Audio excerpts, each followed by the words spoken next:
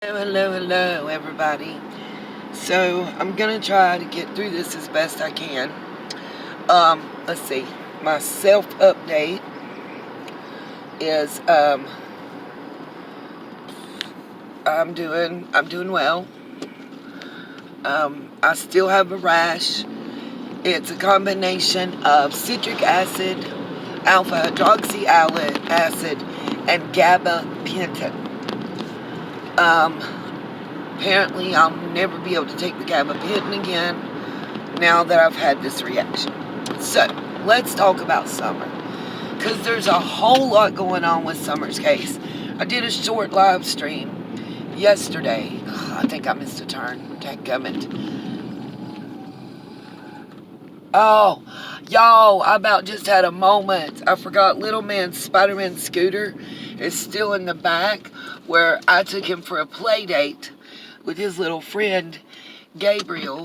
And the Spider-Man, when it gets shook and banged, it makes sounds and lights up. It just scared the bejeebers out of me. So I'm door dashing again today. It's been a pretty decent day. I really want to talk about Summer's case.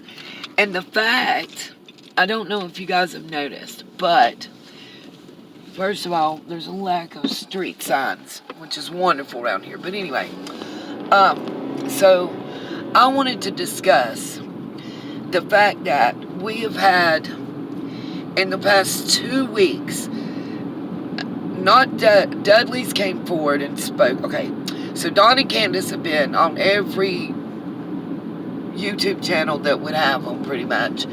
And then we have Dudley, Dawn's co-worker that he fired and low-key semi-accused, allegedly, of being involved in Summer's coming up missing.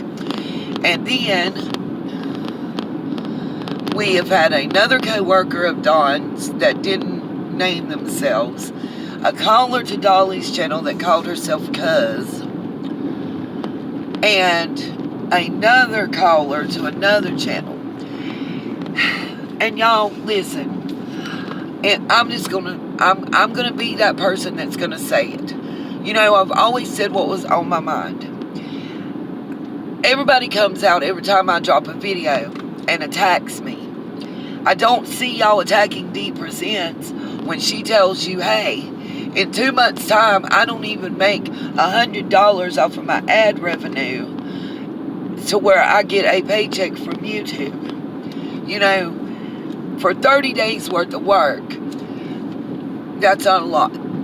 And I don't see y'all attacking her in the comments when she is way more accusatory towards the family than I am.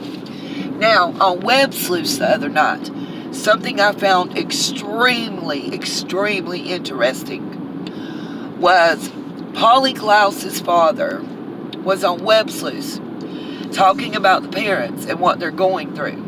Now, the clip, of course, that he was given to watch, to comment about, were 2 different clips that I saw.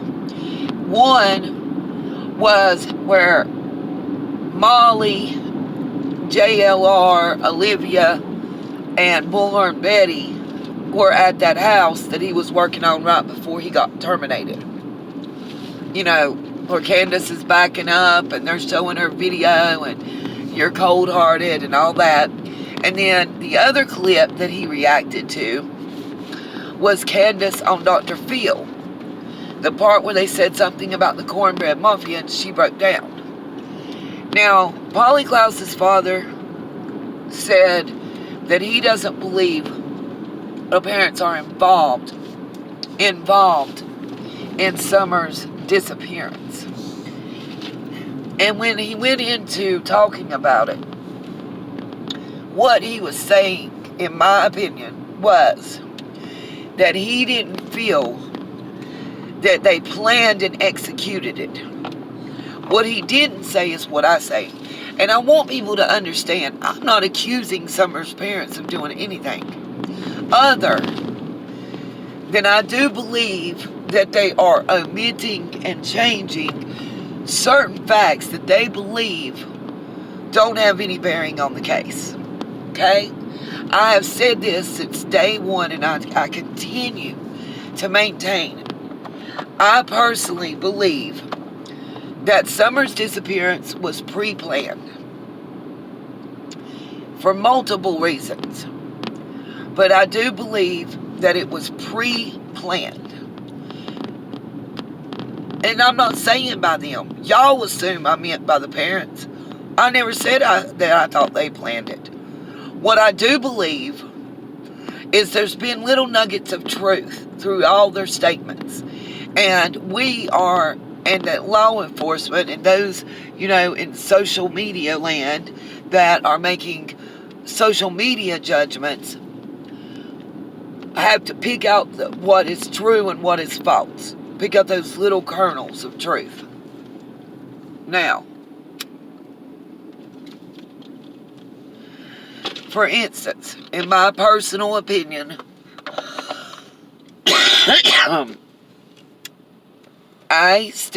there's several things that I maintain. And I think law enforcement's on the same page, honestly.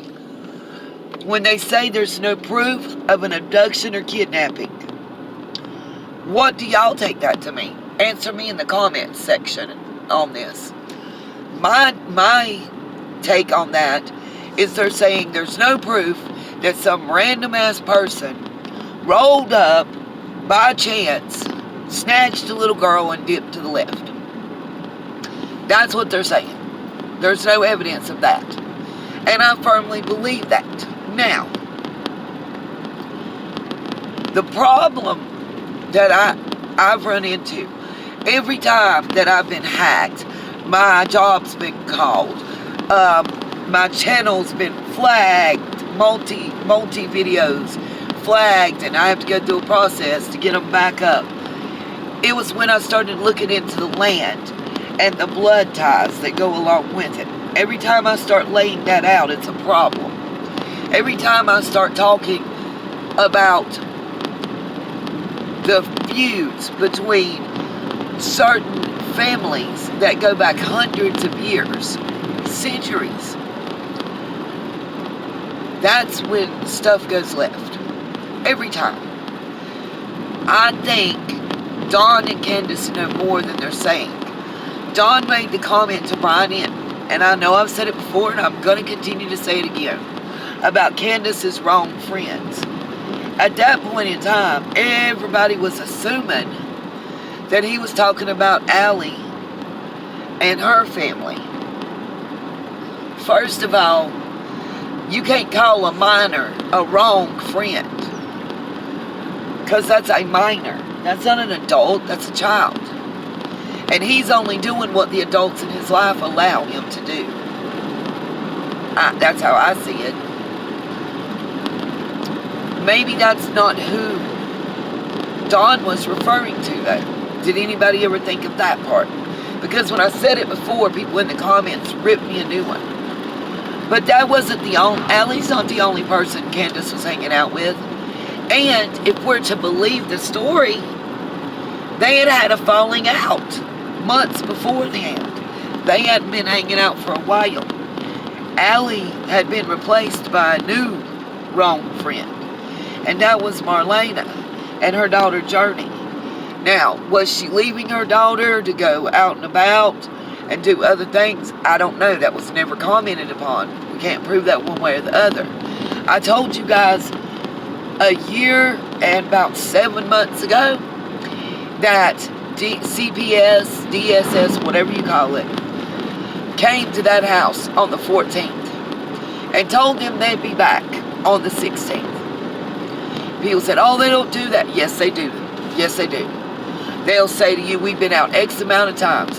We're coming out on the 16th. If you don't answer the door, or if nobody comes and talks to us and we're not allowed to interview the one child that we haven't been able to make contact with, then we're going to come out with the sheriff's department or the police department, state troopers, whoever it is they use. Here, it's our county sheriff, no matter if you're in city limits or what. They come back out, you either produce them or you don't. And if you don't, then they're going to get a court order, and somebody's probably going to get arrested and have to show cause. That being said, they didn't come on the 16th because on the 15th, Summer went missing. That's what makes it look pre-planned, predetermined, prearranged, however you want to word it. And remember, Summer's also the only child in that household of record that could be a felony if any Child Protective Services issues were found. All three of the boys, you can have neglect and abuse charges, but they're all misdemeanor charges for them because of their ages. Summer would have been a felony. Dawn's a 2-time convicted felon, and Candace ain't got the squeaky clean record neither. So they did have motivation. They did have ulterior motives for wanting or for her getting gone. Then it's been well known in the family circle that Sonia, Dawn's sister, allegedly was unable to have a child of her own.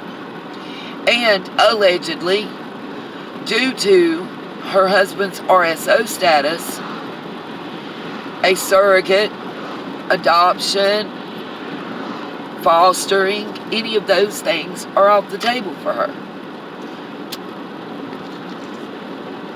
Now, let me ask y'all a few more questions. In my opinion, I think that someone with money and power, and there's several people in Dawn and Candace's life that fit those, that we know of. And if somebody is there running drugs in kingpin status, then there's another person. But y'all think Clyda Trent don't have the money, power, and influence to help a child get gone into the Mormon religious school or teachings, you know? That's kind of like being on a reservation to go into the Mormon school in Utah. I still believe Summer's alive. I hope where she is that she's happier than where she was. I hope she's thriving. And I hope we get answers soon. I feel it coming. I don't know if y'all do or not. But it's kind of like that song, I feel it in the air tonight, you know, type thing. Here's what I think. In my personal opinion, CPS was one of several reasons that I think her getting gone was planned. It could have been in some type of retribution. It could have been out of anger over the land and those that were promised it and wanted it and didn't get it. And them outsiders and carpetbaggers from up north come down and took it, and they ain't even really got blood ties to the Goad family. And Don's talking about selling it, but I thought so many people would come forward saying there was a trust and he could only sell it to a male Goad or Wells, like his son, that's the elder son, or, you know, one of the Goad relatives. I thought that was a stipulation that was bandied about so big. Where you at, that Rita lady? I think that's her name. Anyway, personally, I think Summer's getting gone was planned. And I think she was going to be found sooner was the plan. But it didn't happen because of all us nosy kids. It sound like Scooby-Doo, you nosy, messy kids. But anyway, I digress. What better way to get the outsiders off that land and get it back into the families that it belongs to? And let's not forget, everybody went up in arms when Jody Sue went on Frank Light's side. But wonder why that was. Marlena Crawford. We got the Crawfords and the Lights. And like I told y'all in a previous video, allegedly, Jeffrey Barrett is related to the Crawfords. And he's a city councilman. Sits on the board over taxes, property taxes, and delinquencies and over parks and recreation and other stuff. Yeah. In my personal opinion, I think we'll find this is bigger than we all realized. I think there are more people involved in this than we all realized from the beginning. But I do think Summer's going to be alive, and I think she's going to be found. And I think those that know and aren't telling things and haven't come forward need to come forward.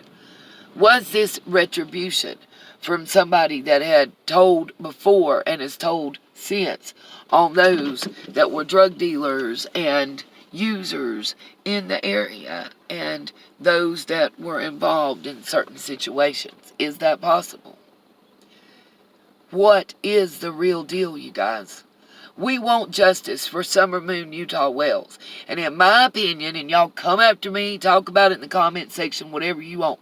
In my opinion, I think there are key facts that are being omitted by the parents that are necessary and would be very helpful to law enforcement in being able to solve this case. I think that the run was a different kind of run. You can go on a run to the store. You get in the car and you're on a run. She went on a run to the store. She'd be right back. That's the kind of run Candace went on. Or a run to go get some, 420 things or math or whatever. Allegedly, in my opinion, for entertainment purposes only. I believe that Dawn's comment about wrong friends is very indicative of the fact that him and Candace have suspicions about who's involved and why based on certain facts that they know that they're not telling. Because they don't want to get in trouble. Candace don't want to say, I went to so-and-so's house and bought a quarter bag of Mary Jane and a half a gallon of moonshine. So, hence, why TBI in the early times, in the early hours of Summer Gone Missing, said that this timeline needs some tweaking. It's not adding up. You're missing things. Sorry, you guys, I've got to drive over here to the gas station and get some gas so I can continue to DoorDash. You're missing things. You need to tweak this. Go home, get your timeline in order, come back tomorrow, take your second polygraph, and tweak this timeline and let's get it right. From the moment that dispatch relayed the call to the deputy that was first arriving on the scene, by the way, the complainant is the suspect. That's what the dispatcher said. So whichever parent it was that called and said the mom went on a run and came back and the daughter's been gone for about 10 minutes, whoever that was, is the person that they're saying immediately was the suspect. That's one. Two. Remember, y'all, for the longest time, Don claimed he beat the police there. Did he? Did Don actually work that day? Or did he play like he worked that day? I think that's important, too. And as far as Dudley goes, like, you either, people saying, I believe Dudley, blah, blah, blah. Listen, Dudley and Don, I would call them two peas in a pod. If y'all don't know what I mean by that, I don't know how else to say it. Ain't neither one of them no better than nothing. They both doing the same ish. And calling each other out for it, in my opinion. Sorry, y'all, I'm trying to find my thing to release my gas lid. They both doing the same ish and calling each other out for it. Period. I think that their involvement with illicit substances and illegal activities in that area made them a prime target. And the fact that somebody possibly used their phone and called and told on somebody, making it look like it was them that did it, also isn't a good look. Then, to take it to the next level,